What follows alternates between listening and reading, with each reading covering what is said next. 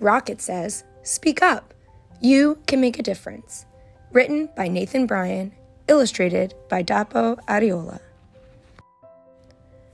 Tomorrow is my favorite day of the week. It's New Book Day!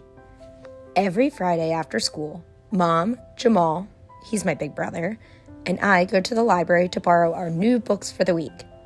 Did you know there are over 2 million new books published every year? I read more books than anyone else in my family. I used to find reading difficult, but the more I do it, the better I get.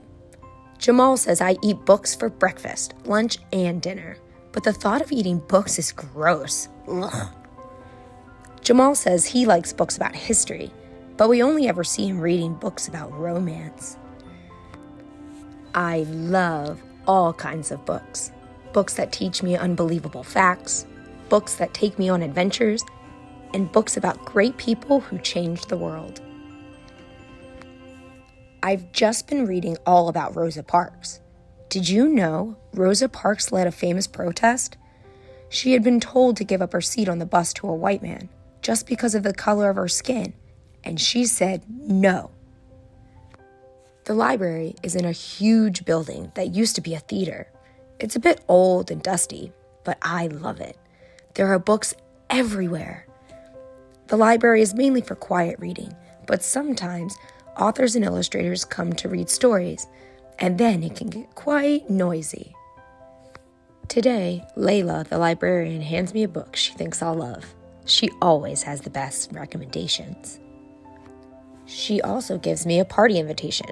I love parties, but Layla says it's a goodbye party. There isn't enough money to keep the library open, so it has to be closed down. Oh no!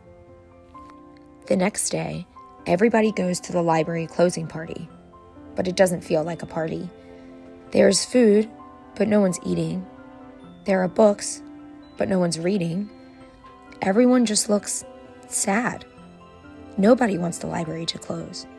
There must be something we can do. On Monday at school, I start speaking up about libraries and how wonderful they are. Did you know there have been libraries for over 5,000 years? Did you know one overdue library book was returned after 288 years? Did you know that there are libraries in Portugal with families of bats that eat book-damaging bugs? By the end of the day, everyone in my class wants to stop the library from closing too. But what do we do? What can we do? We need to speak up, but how? I've got it. We'll have a peaceful protest like Rosa Parks did. We work together to get prepared and spread the word. Our teachers, our parents, and Layla the librarian all help. And by the weekend, we're ready to go. Save our library! Save our library! Lots of people join our peaceful protest outside the library. They're all wearing my favorite outfit. We look amazing. We're so loud we can probably be heard from the moon. With everyone speaking up together, surely someone will listen. After the peaceful protest, there is good news and bad news. The good news is that everyone is talking about our protest. It's even on TV and the internet. The bad news is that day after day after day, nothing has changed. The library is still closing. What was the point? But one day, the mail comes. No one ever sends me letters. And it's not just one or two, there are hundreds. They're from people who saw the peaceful protest, and they're amazing. Dear Rocket, I saw your protest from my bedroom window the other day, and I was super inspired by how you got everyone in the community to care about the library.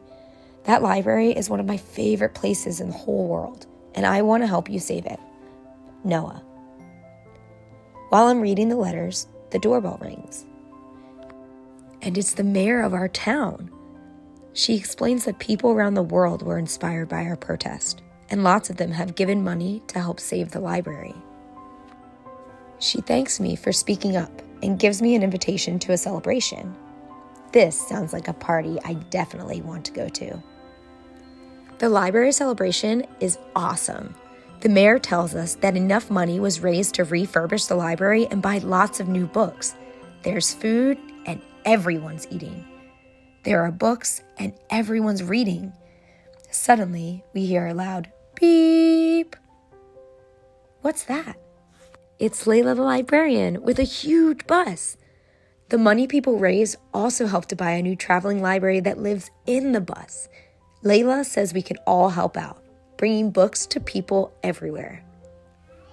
I'm so proud of you, Rocket, says Mom. Never stop speaking up. I'm proud of me too, and of everyone. I'm so glad we all spoke up together. Did you know one day you're going to write a book that changes the world, and people will read it in the library? Here's how you can speak up and make a difference. Read up. Find books that inspire you. Here are some suggestions. Stand Up, Speak Up by Andrew Joyner. Enough, 20 Protesters Who Changed America by Emily Easton, illustrated by Ziyu Chen. Vote for Our Future by Margaret McNamara, illustrated by Micah Player. Speak Up. Here are 3 tips to empower you to use your voice. Stand up for what you believe in. Find a cause that matters to you. Team up with others. A chorus of voices is more likely to be heard. Never give up. Change can take time, so don't be discouraged if you don't see results right away. Take action. For more information on how you can get involved in your community, visit rootsandshoots.org/4-youth. And don't forget, visit rebelreaders.org for more information, or follow Rebel Readers Florida on Instagram to learn more about how you can help fight book bans. Reading is a right. Pass it on.